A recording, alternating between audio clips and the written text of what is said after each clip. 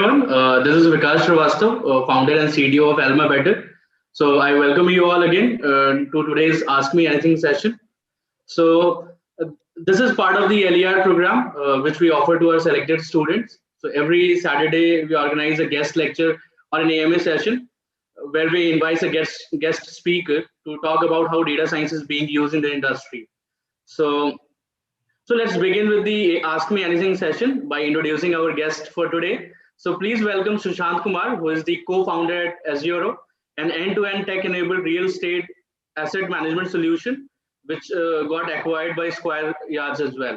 So he's an alumnus of IIT Bombay, and he has previously worked as a team lead at Bank of America, and then he set out to start his own company, which is Azuro in 2015. So please welcome Sushant again. Yeah, thank you, Vikas. Thank you for such a warm welcome. Hi, everyone. Yeah, hope you're having a good time, Sushant. Yeah. I'm like I really like talking to people and like talking about like the ways in which we can help each other, and definitely like I'm looking forward to Right. questions. Yeah, that's great. So, welcome to this session again, Sushant. So, it's a pleasure to have you here today. Yeah. So, starting with our session. So, please tell us how you came up with the idea of Azuro and how is it revolutionizing real estate? Yeah. So I'll give a little bit of background. So I graduated in 2014 from IIT Bombay, and then for a year I was working in Bank of America.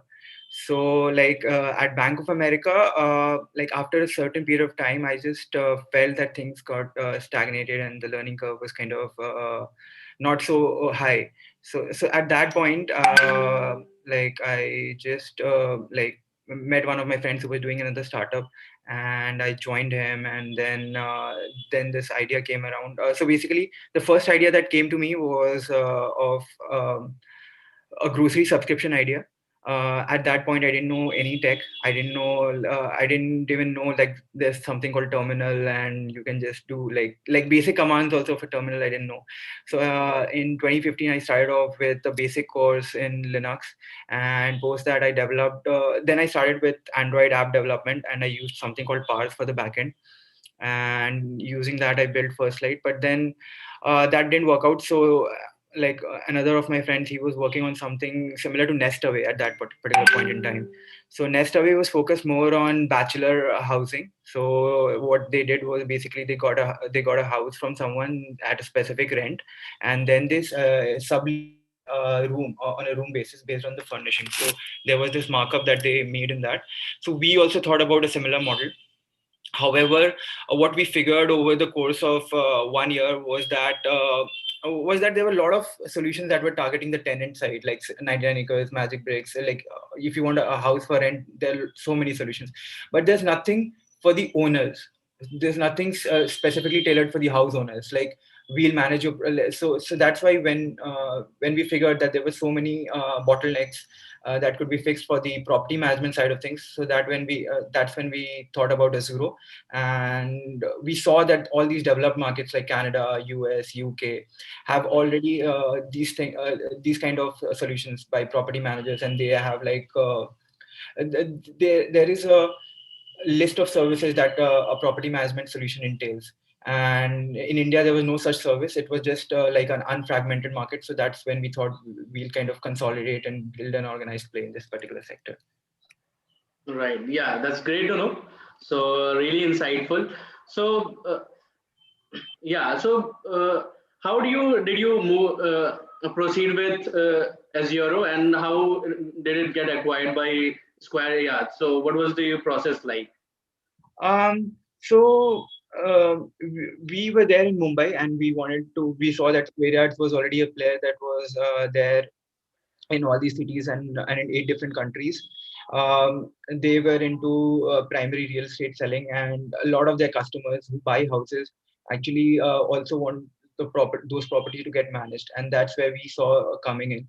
And we were there in Mumbai, so we also wanted to expand to different cities, and we were doing these developer tie-ups through two different developers like in Mumbai, like L&T, there's Vadva, there, and then Mahindra, and also we saw that if we wanted to grow fast, SquareYard seemed like a really good kind of combination with us, where we could expand across India, leveraging the different developer types they have, and also the different customers that they have. Right. Yeah, that's great.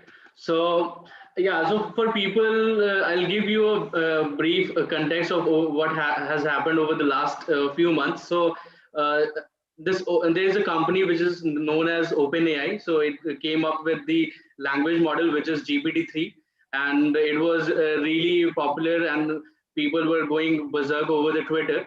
And Sushant came up with an automated tweet generator, which got a lot of attention. And so congrats on your success. So it was really fascinating. I in fact experimented with a lot, and it was really great to experiment with that. So because you've already have done such experimentation, so what do you think is the scope of data science in future? Yeah. So I definitely feel that I've been following OpenAI and DeepMind for like a really long time, and I've also been exploring a lot on the reinforcement learning side of things. However, language models is something that I've started recently, but I definitely feel that OpenAI was the closest to AGI, something that was Right. close to AGI, right? Like obviously we aren't there yet, but of all the things that I had experimented with, OpenAI, like probably it was such a general model that you could give it different things, and in one or two examples, it learned what you actually wanted it to do. So I was in touch with some people, so I wrote to them, and they just enabled me an access, and I just thought, let's just experiment with this. Right. And I have done a lot of web development, and also there's this thing for app deployment called Heroku. I use it really frequently, so I just made an app within like a few hours, and I just deployed it in Heroku, and within a few days it was Yeah. so there was all crashing and all, and people were trying to hack into it. But I still have a lot of tweets that got generated from it.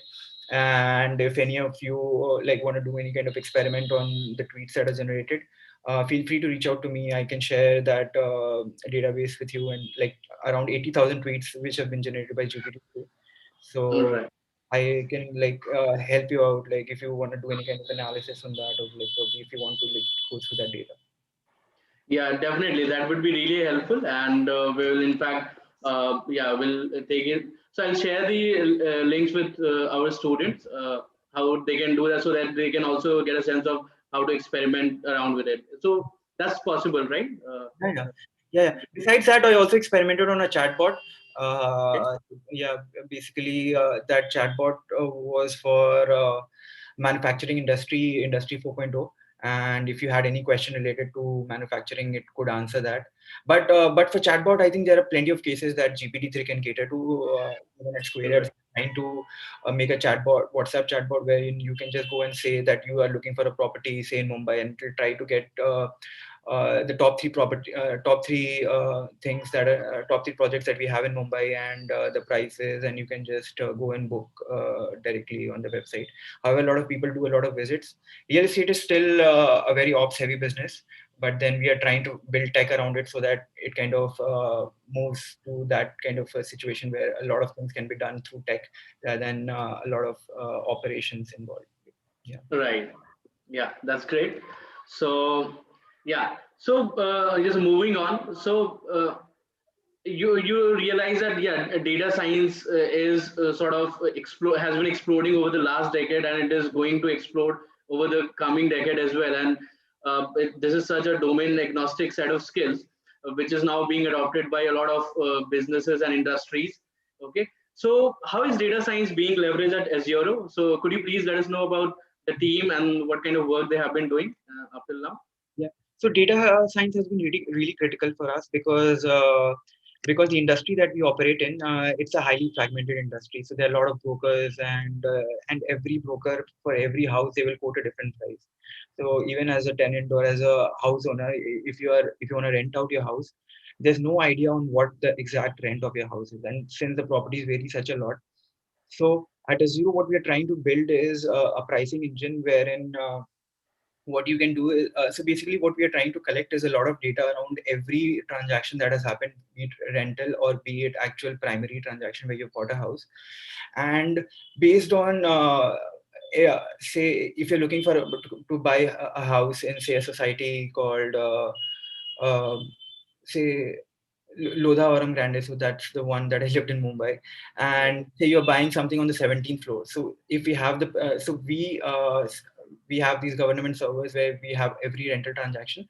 So what we try to do is we try to see the data around that particular place. Say on the 17th floor, what was the same house rented out for? What on the 19th floor, what was the same house rented out for? Was there some furnishing that added that extra value to that particular house? And like uh, like what was the previous rent of that particular house, so like the previous rental transaction that had happened in that particular house. And based on that, we are trying to find the perfect price for that particular house owner, because for a house owner it's really important that his house does not stay vacant for a lot of time. Because if he's looking for a higher rent, then what will happen is his house won't get rented out, and probably he will lose a month or 2 months rent, which is a substantial amount. And same if he goes too low, then he might miss out for the rent for the entire year for that, by that amount. So that is why we're trying to bring the negotiations to a really perfect price. So these owners also, they do not agree, because the brokers and all, they have given them such prices, and those are unachievable. Sometimes a broker will come and say that I'll get you 60,000 just to get the keys of your house.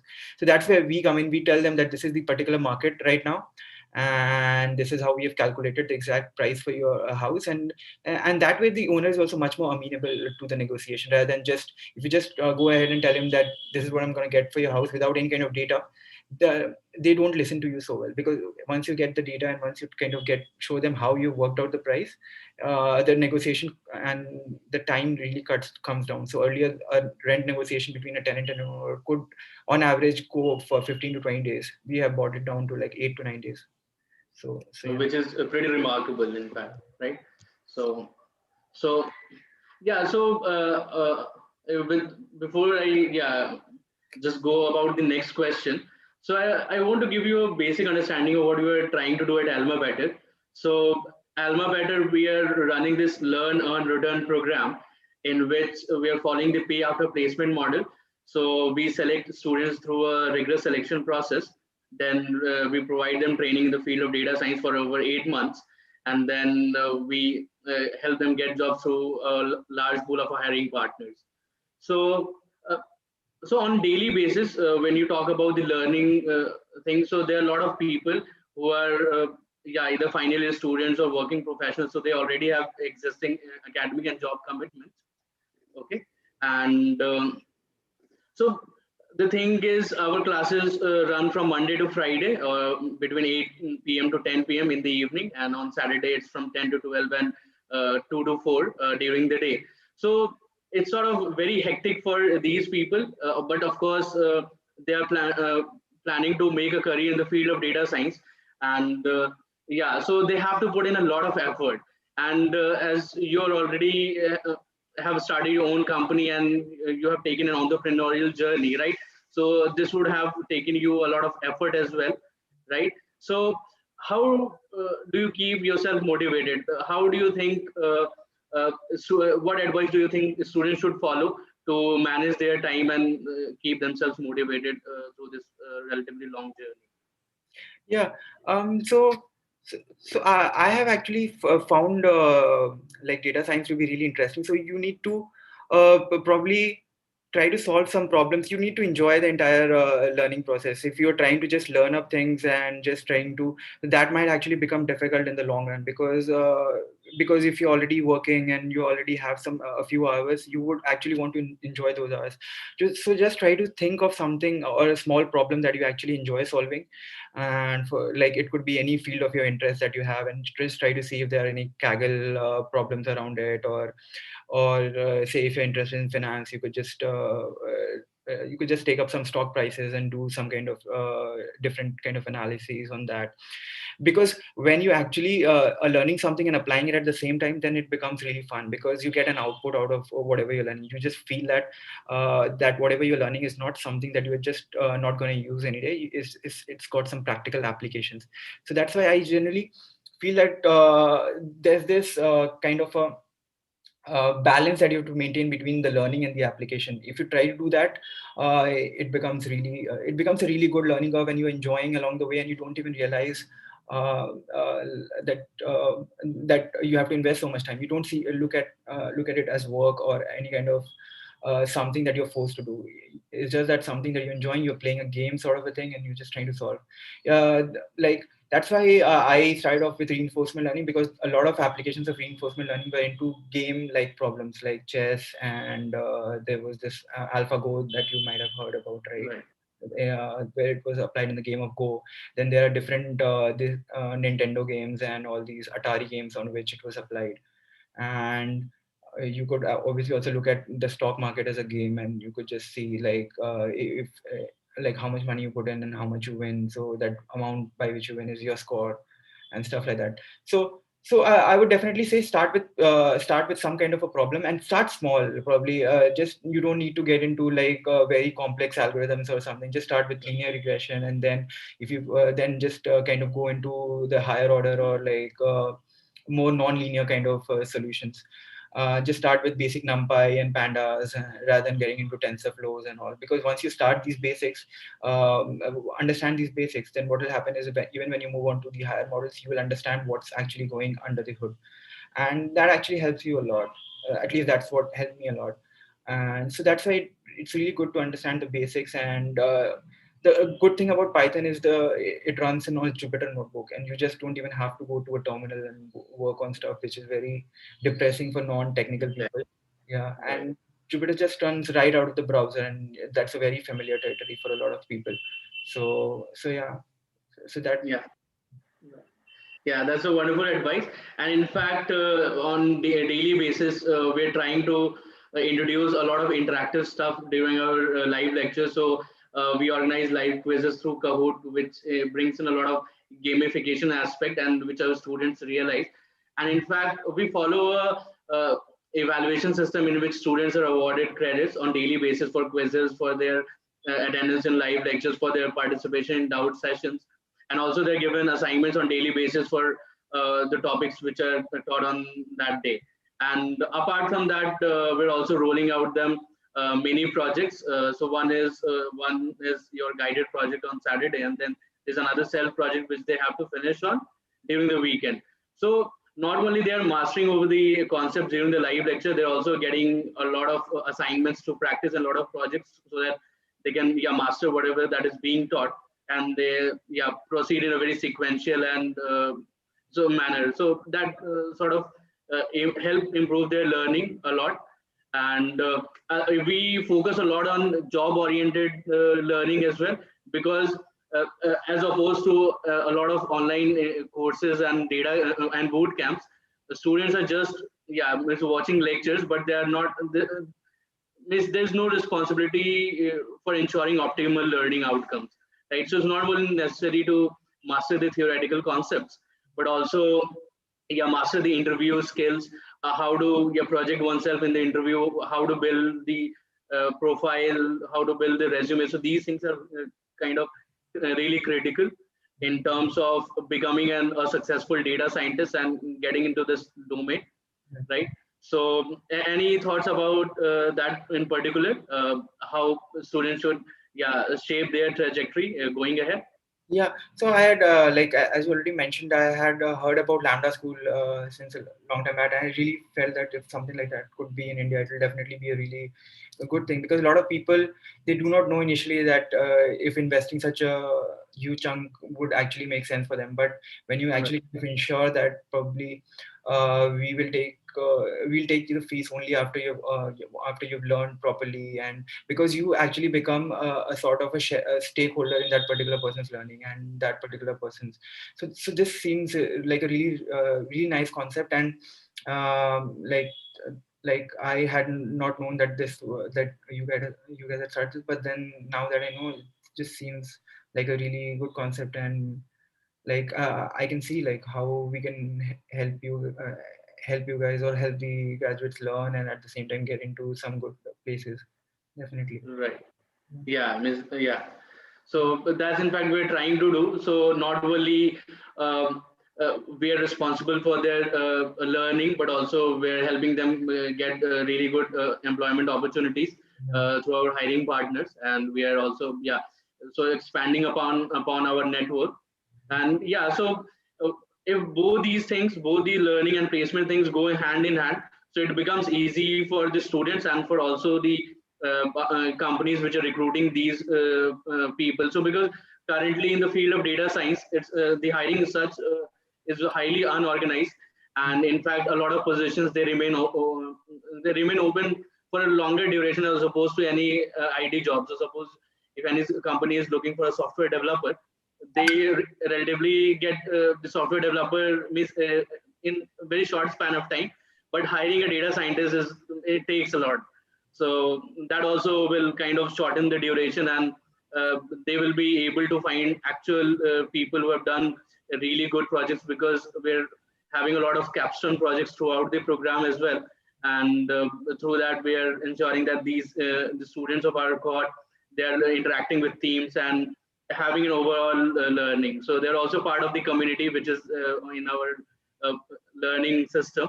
So they also interact there and pose a lot of doubts. So I think these activities will ensure that they are kind of gaining, learning, and acquiring what information on an overall aspect rather than just honing on their theoretical learning. Yeah, definitely. I definitely feel that probably these different kind of projects that are there, where the people actually, where you actually get to apply whatever you've learned in the week and over the course, because that's where actually the wheel hits the ground, probably, right? If you learn something and then you actually apply it, that kind of strengthens the thing that you've actually learned, and actually that whatever you've learned now, where are the places where you can apply, and then you start thinking about ways in which you can actually apply what you've learned. So this was something that similarly how I have also learned, and I definitely feel that this is a really good approach, and yeah, and you guys are doing an amazing job, to be honest. Yeah, and thanks a lot. We really appreciate your feedback. So yeah, just moving ahead. So how important is it to network and build connections? Because I think you've already done some AMS before in the months and following your that tweet generator success. So I think you have done some sessions as well. So because you're already aware of how important this connection is, and in fact when you founded Azuro, and you had to connect to a lot of consumers and a lot of other prospects. So can you please probe in and highlight the importance of networking, so that uh, students can take something out of that? Yeah, so like this is a very good question, and like I have definitely uh, so basically networking for me is probably just talking to people and see how probably we can help each other. So that has always worked for me. I don't know about different ways in which networking happens, but then for me it's always talking to people who are actually mutually interested in the similar things that I do, and I just try to see if there are ways in which we can probably help each other. And yeah, and probably uh, for me it's always been like if there's something that I can help, and probably uh, the same way, and probably if I can get help from someone, I feel free to reach out to someone, and you will actually be surprised by how often people will help you out when you actually reach out to them. Is that many times what happened with me was in the earlier phase I was always slightly shy of reaching out to people, but then at a later point I realized that when you reach out to people, they are much more open, and they are much more ready to help. And so I would definitely say, if you feel that there's something that you really like and you really enjoy, then do reach out to people and just drop them a line, drop them a message, and you'll be surprised by how how much of a response you can get. At least it's been a surprising element for me. And the same way, always try to give back to people. If you actually get to a position where you can help people, when people reach out to you, try to see the ways in which you can help, and there's this earnest mindset to help, and if that's there, that's the core of networking for me, for definitely. Like if there should be that earnest desire to help people out and just create value for everyone, including yourself. And I think that should be the core principle, at least according to me, and everything else kind of builds on top of it. And just if you go by that, probably I think you will definitely have a lot of good people in your network and people who are actually there to help you when you need it, and you should definitely do the same for them. Right. Okay. Yeah, that's pretty great advice. So, yeah, moving ahead. So, what are your top tips for getting hired in the data science team at SquareYards? So, I assume SquareYards, they have a lot of data regarding the properties and yeah, in the real estate. So, of course, they will be dealing with a lot of data. So, top tips from your side on Yeah. this? So basically, when we hire for data science, what we look for is so we look for people who can do the end-to-end things. So basically, in data science, now that a lot of data also needs to be collected, so we try to look for people who actually have some kind of a basic knowledge about different kind of web requests that happens, and even some amount of probably scraping. Like we do a lot of scraping also, and because when a data science or a data analyst knows the entire process, like how the data comes, so that he knows what are the things that can go wrong in data, and stuff like that. And then at the second step, we also have a lot of data in natural language which has to be structured. So there are a lot of addresses of houses that are there, and which are there in a kind of a text blob, and we just have to figure out what is the name, what is the flat number, what is the street, and what is the locality, what is the city, and what is the pin code and everything. You just have one big blob of address, and you just have to figure out based on different kind of NLP algorithms, like which part exactly belongs to which part. And there's also a lot of transliteration that happens. So basically what happens is a lot of data, a lot of address will be in Marathi, a lot of address will be in different local languages, it will be in Hindi.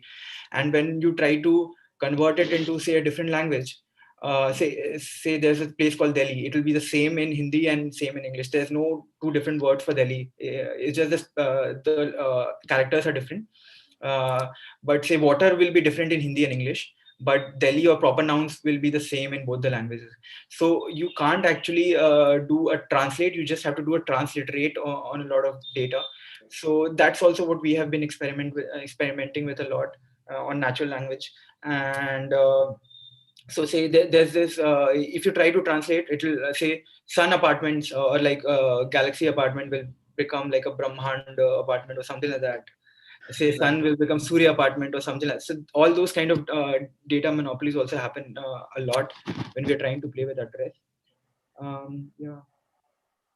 Okay. Yeah. So yeah, that's really great to know. So because yeah, different companies will have different will be dealing with different sort of data.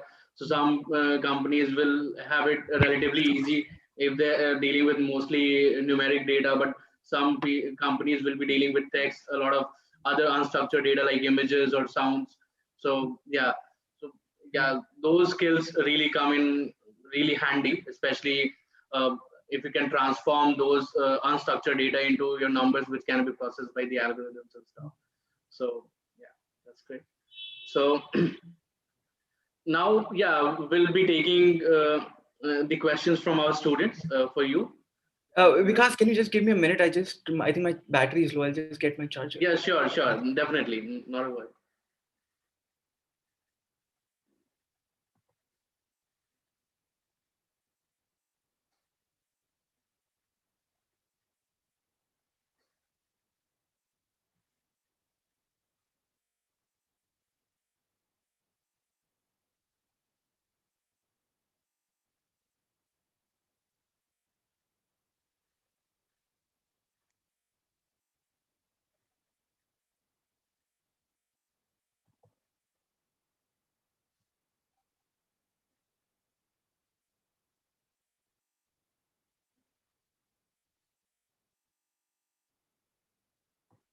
Hi, Vikas. I'm so sorry.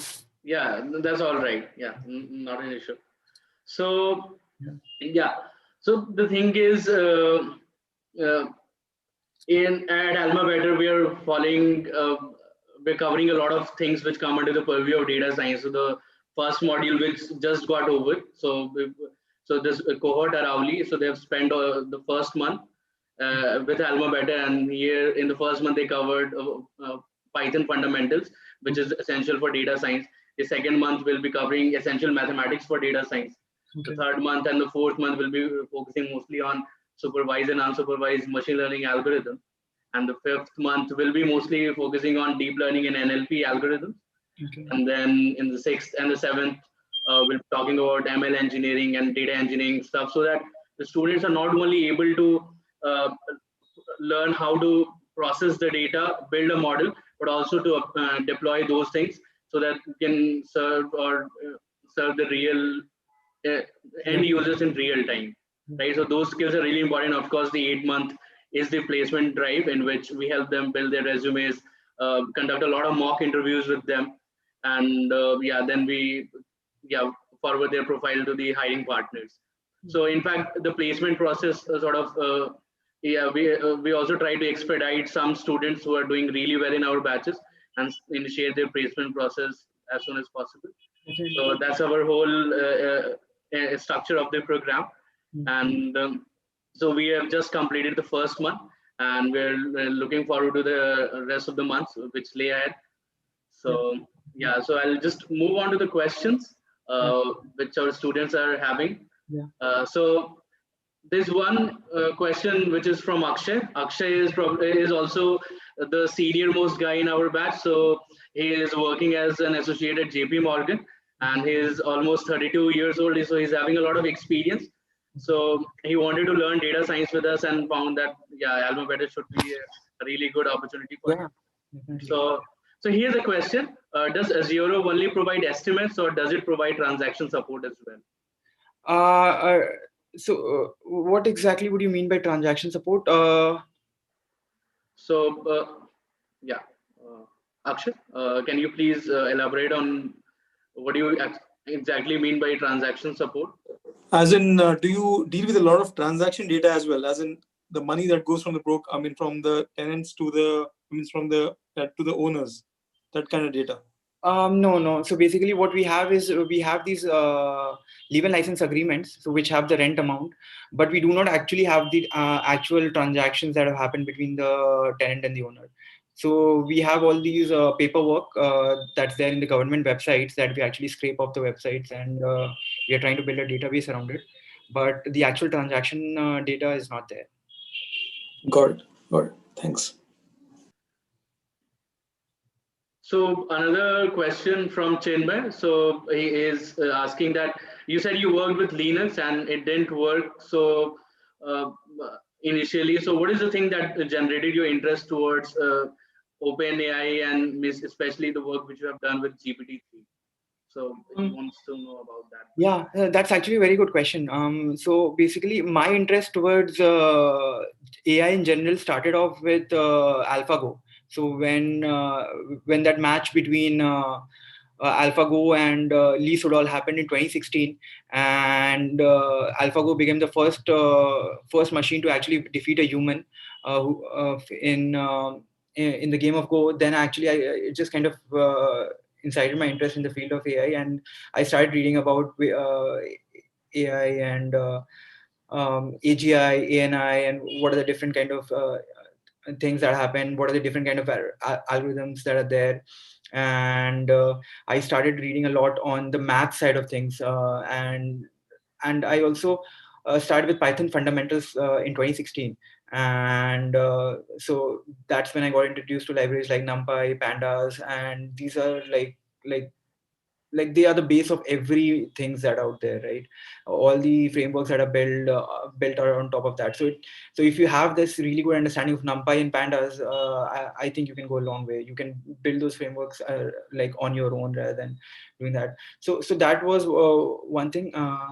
And the other thing was building your mathematics fundamentals in stats. So that was something that I didn't do a lot in college.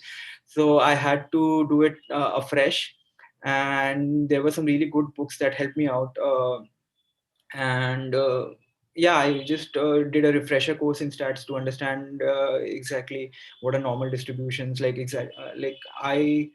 these things were taught to me in college, but then at that time I didn't know that like I would use them any day, but then I had to do all those things again. Right. Yeah, that's great. So another question we have, this is from Devashish.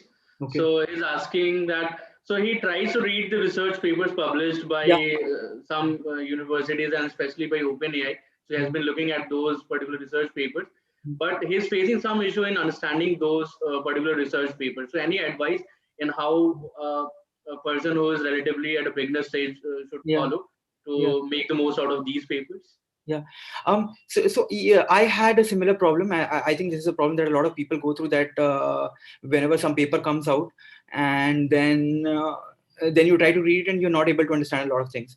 So I also struggled with this problem a lot. What I did was, whenever you're reading a lot of papers and you're not able to understand them, just try to see what are the reference papers that have been used, and you will observe after some time that a lot of these papers are very common, and those are the seminal papers that you need to read first before you get into those papers that are built on top of it. So in research industry, a lot of papers are referenced back. Whenever you're writing a paper, you actually don't do a lot of research because you're building on top of whatever other people have done and whatever other research papers are there. So you try to reference back to those papers. So I just saw that a lot of papers that I was reading, there was a common set that was coming, and once I had finished those papers first, then I could understand these papers better. So that was one thing. And another thing was, what I did was, I tried to read those papers which actually had some code along with it, like a GitHub repository along with it. Because when you have code, then the paper makes a lot of sense. Because a lot of times I did not understand a paper, but when I actually went through the code and then again revisited the paper, then it started making sense to me. And that we actually get involved with the paper a lot more. So try to do papers which have code associated with them, and you have access to the code as well. So that had been really helpful for me. Right. So that's in fact great advice. Actually, so not only covering the theory but also trying to experiment at the same time, and that kind of uh, uh, opens up a lot of in fact clears out all the doubts one might have in a particular paper. Yeah, and you can build on top of that paper as well. Now, if you have some ideas, if you want to see if I tweak this particular parameter, what happens, and if I tweak if I give it more data, so you can try all those different kind of experimentations, and that way you actually remember stuff and you actually become much more practical with the data science application. And in fact, in the latest research papers which people are publishing, especially in machine learning, so they're also attaching their code repos as well, yes, which is kind of becoming easy for people to follow with those things. Yes. Right. So this is the last question which I'll be taking. So this is from Isha. So she has a question. So what intimidated you the most as a beginner in data science, and what are some problems you'd like to tackle next? Yeah. So So as a beginner, the biggest intimidation, probably I didn't know anything about coding. I didn't know anything about Python. I didn't know anything about stats. So as a beginner, the first thing that I learned was coding, and because that was something that interested me first. So whatever is your interest, start with that particular thing first. So if you're interested more in maths, if you're interested more in stats, then try to understand the basics of that particular thing first, and then move out to the other aspect which is not so interesting to me. So for me, stats was not so much interesting compared to coding. But then once I was very comfortable with the coding part of things, and I had understood Python, like the basics of NumPy and the pandas, and how these things, how these basic frameworks or these packages worked. Then I moved on to the things which were slightly complex for me to understand. So then I moved on to stats, and then I moved on to the different algorithms and like scikit-learn and different things. So if you're more of a stats enthusiast, you should just try to get into those frameworks first, and then probably move on to the complex side, or like the deployment, or probably the Python and different things. So there's nothing to get intimidated. Just start small, and there's so much resource, and you guys have such good mentors in AlmaBetter. So just try to reach out whenever you have a doubt. Just reach out to people, and don't be afraid to ask questions. That is one thing that I've learned. Never feel that your question is stupid. No question is ever stupid. If you have a doubt, just go out, reach out and ask people. And there's no point acting like you know something when you actually don't know it.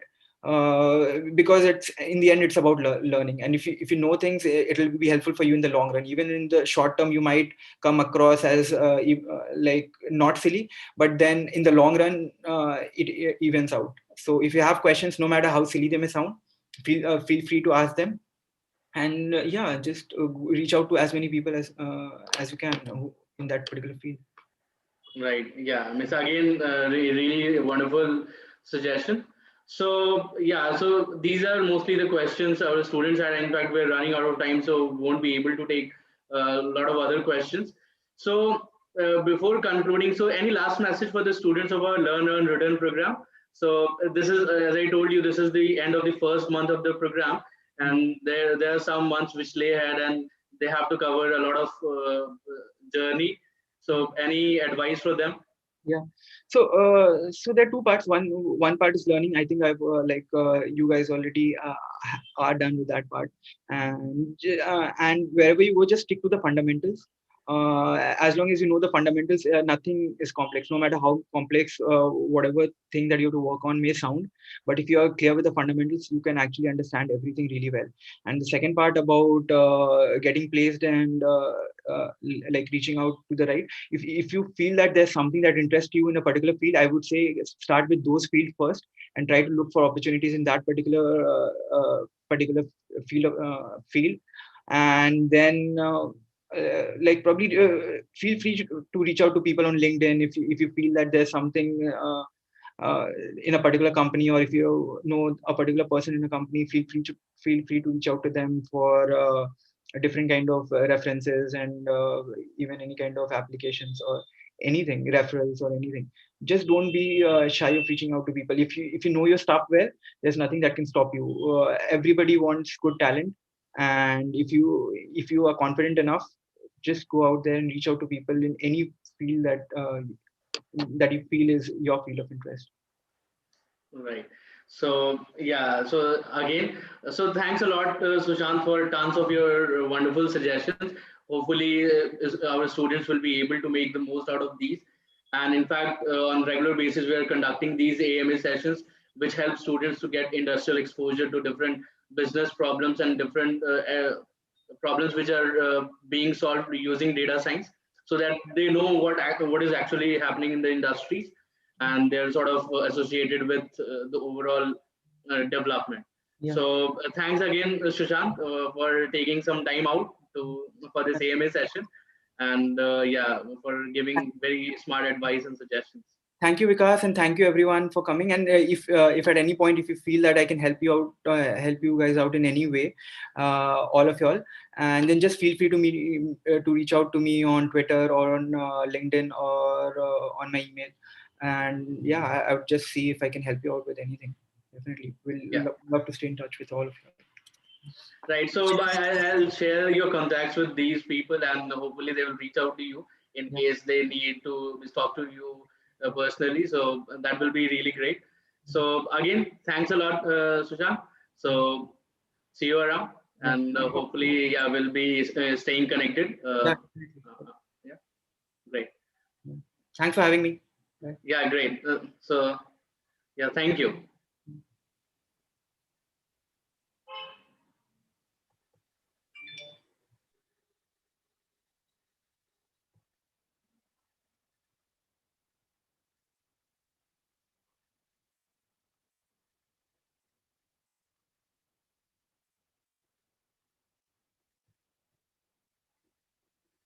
So folks, will be continuing with the LinkedIn workshop, and later on we'll also discuss the capstone project guidelines today. So I'll just take a short break and I'll just come back in a while.